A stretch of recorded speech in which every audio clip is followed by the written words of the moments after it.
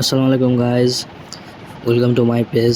দেখতে পাচ্ছেন আমরা আজ সকাল সকাল বেরিয়ে গেছি ঘুরতে একটা বন্ধুর সাথে। সে বলছিল চ আমার একটু কাজ আছে, ওখানে যাব। তো সে তার জন্য আমাকে সকাল 8টার সময় ঘুম থেকে উঠিয়ে নিয়েছে। এখন আমরা যাচ্ছি। তারপর সে আমাকে বলছে যে আমার কাছে তো খুচরো টাকা নেই বা ক্যাশ নেই, তার জন্য আমরা চলে আসলাম এটিএম এবং এখানে আমরা টাকা উঠাবো। তারপর সে টাকা উঠাচ্ছিল এবং আমি এদিকে ক্যামেরাটা ঘুরিয়ে নিয়েছিলাম, কারণ পিন তো শেয়ার করা যাবে না, দেখানোও যাবে না, কারণ এটা সোশ্যাল মিডিয়াতে দেখানো অনেক রিস্ক। তারপর ফের আমরা বেরিয়ে বললাম আমাদের গন্তব্যস্থলে। আমরা এখন যাব রতুয়া। দেখতে পাচ্ছেন আজকের দিনটা অনেক ভালো ছিল, একটু হালকা মেঘ উঠেছিল এবং দিনটা এলোমেলো ছিল, হাওয়াও বইছিল। তার জন্য গাড়ি চালাতে সেই লাগছিল। আর আমি ভাবলাম যে ভিডিও করে নিই, কারণ আজকে এইরকম মৌসুমে ভিডিও না করলে কি হয়। হালকা তা রোদ পড়েছিল এবং আমরা আগে যেতেই দেখলাম যে হালকা হালকা করে বৃষ্টিও হচ্ছিল। হঠাৎ করে তারপর দেখলাম যে থেমে গেল। আমরা ভাবলাম যে বৃষ্টি হবে লাগছে, কিন্তু হচ্ছিল না। তারপর আমরা বলছিলাম যে ওখানে গিয়ে একটু কী করবি, ওকে বলছিলাম আমি। সে বলছে যে ওখানে আমার একটু কাজ আছে হসপিটালে। প্রথমে আমরা যাব ব্লক, তারপর যাব হসপিটাল। আমরা ভাবলাম যে ব্লক যাবে তো কী আছে কাজ, তাকে জিজ্ঞাসা করছিলাম। সে বলছিল যে একটু জন্ম সার্টিফিকেটের কাজ আছে। তো আমরা ভাবলাম চ তাহলে ভালোই হবে। ওখানে গিয়ে তারপর আমরা একটা হসপিটালেও যাব।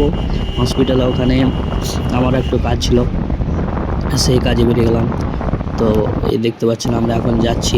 আমরা অনেক রাস্তা এগিয়ে চলে এসেছিলাম। তারপর হঠাৎ করে ওখানে ভাবলাম যে একটা বন্ধু আমাকে কল করেছিল যে আয় আমার সাথে দেখা করবি। আমরা বলছি যে আসছি দাঁড়া। আমরা যেখানে যাচ্ছি সেখান দিয়ে যেতে ওর অফিসটা পড়ে। সে বলছিল যে আয় আমার সাথে অফিসে দেখা করবি। তার জন্য আমরাও ওর কাছে চলে যাচ্ছিলাম যে আগে ওর সাথেই দেখা করে নিই, তারপর ওখান থেকে আমরা চলে যাব। কিন্তু সে ফের আবার হঠাৎ করে আমাকে ফোন করে বলে যে এখন আসিস না, আমি একটু রাস্তাতে আছি, এখনও পৌঁছেনি। আমরা ভাবছি যে সে অফিসে আছে, কিন্তু সে বলছে যে না না আমি অফিসে নেই।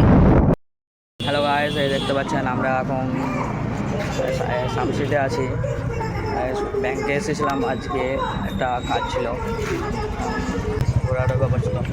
তো কত রোদ পড়ছে, এত তাপ পড়ছে যে থাকা যাচ্ছে না। আর আমরা বাজার করার জন্য এখানে ঢুকলাম, ভাবলাম যে মাঠেতে ঢুকবো, কিন্তু গেলাম তো ভালো কিছু পারছি না।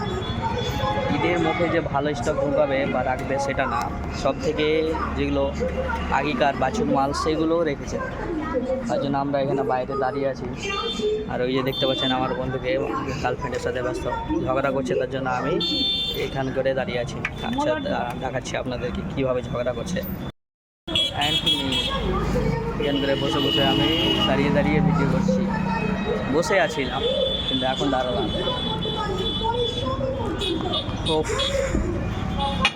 তারপর আমরা বেরিয়ে পড়লাম বাসায় দিকে, কারণ আমাদের ওখানে কাজ কমপ্লিটলি হয়ে গেছিলো। সেখানে আর লেট করতে চাইছিলাম না, কারণ অনেক টাইম হয়ে গিয়েছিলো। এই যে দেখতে পাচ্ছেন গাইজ আমার চোখগুলো কী হয়েছে। বাইক চালানোতে চোখ অনেক ক্ষতি হচ্ছে, তার জন্য আমি বললাম বন্ধুকে যে আমি আর বাইক চালাবো না, তুই চালা। কারণ আমার চোখে যে ধুলা পড়েছিল না, অনেক চোখ ফুলে গিয়েছে, একবার করে আমি দেখতেও পাচ্ছিলাম না চোখে। তার জন্য তাকে বললাম যে তুই বাইক চালা, আমি পেছনে বসছি। এই যে দেখতে পাচ্ছেন গাইজ মুখ হাত সব বেকার হয়ে গেছে, কারণ আজকে অনেক রোদ পড়ছিল, তাপে থাকা যাচ্ছিল না, এত রোদ পড়ছে যে ঠিক না। আর